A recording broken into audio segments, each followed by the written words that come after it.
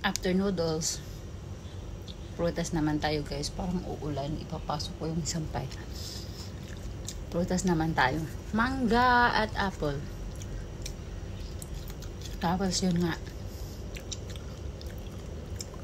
Buti na lang talaga. Malapit lang yung bahay na uuwian ko. Kung siguro, kung nasa malayo kami, kunwari off day, tapos uminom ako ng ganun, hay nako, iwan ko na lang, ano kaya mangyari sa akin? Pero hindi naman ako sumuka. Mabuti hindi ako sumuka. Talagang as in, pag uwi ko sa bahay, diretso nag-toilet ako, nag-CR, tapos parang hindi ko na maano yung lakad ko eh. Hindi ko na ma-express kung ano yung nararamdaman ko. Kaya nabilisan ako pumunta sa toilet, umihi ako agad. Bilis punta doon sa kwarto, binuksan ko yung bed. Diretso higa na talaga ako as in. Tulog agad. Tapos, siguro kung nasa labas kami noon, nag-off day ba, tapos uminom ng ganung karami, ay naku, ano kayang gagawin ko? Ano kayang ginawa ko sa labas pag ganun? Siguro baka matulog ka na sa tabi ng kalsada or what. Kasi iba yung pakiramdam mo eh. Parang wala ka na sa sarili mo na, parang lumilipad na yung ano mo, sarili mo. Parang basta as in hindi ko ma-express yung nararamdaman ko nung gabi ng Sabado. Tapos ngayon na-realize ko na ganun pala yun pag maparami yung inom mo. Tapos bakit yung iba? Bakit yung iba? Kunwari, yung papa ko, mahilig yung papa ko mag-inom. As in, mag-inom siya until drunk na bitaw. Tapos iniisip ko ngayon, na-realize ko na ganun pala mararamdaman ng lasing na lasing ka. Tapos bakit gustong gusto ng papa ko kapag makainom na siya, as in, pag makainom siya ng isang bote, talagang dagdag na ng dagdag hanggang drunk na siya.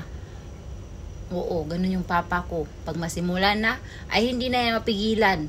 Dagdag na ng dagdag. Kaya ngayon ko lang naisip na, kaya ni papa na ganun ang mararamdaman niya lagi pag nag-iinom siya.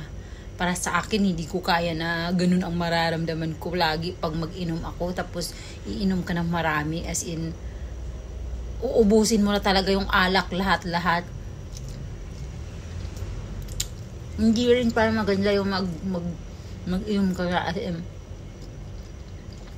marami yung iinumin mo kasi ba talaga yung pakiramdam ko as in, ganito pala yun. Tapos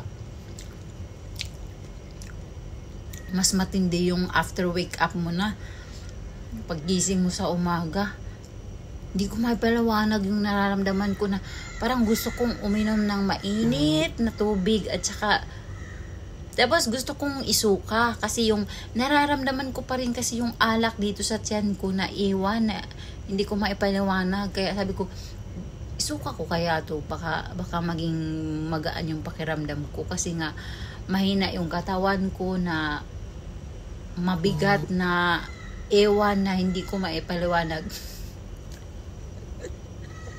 First time ko kasing nag-inom ng ganun guys, as in. Kasi nga, ayaw kong uminom ng marami. Ito naman kaibigan ni Ate Gina kasi tinatagayan ako ng punong-puno ba naman tapos ilang beses. Siguro 3 baso yun na sunod-sunod na puno na tinagay sa akin.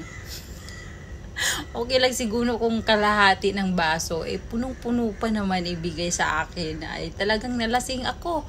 Tapos iba-iba pa yung brand ng ininom namin. 3 bote na iba-iba yung brand. As in, grabe.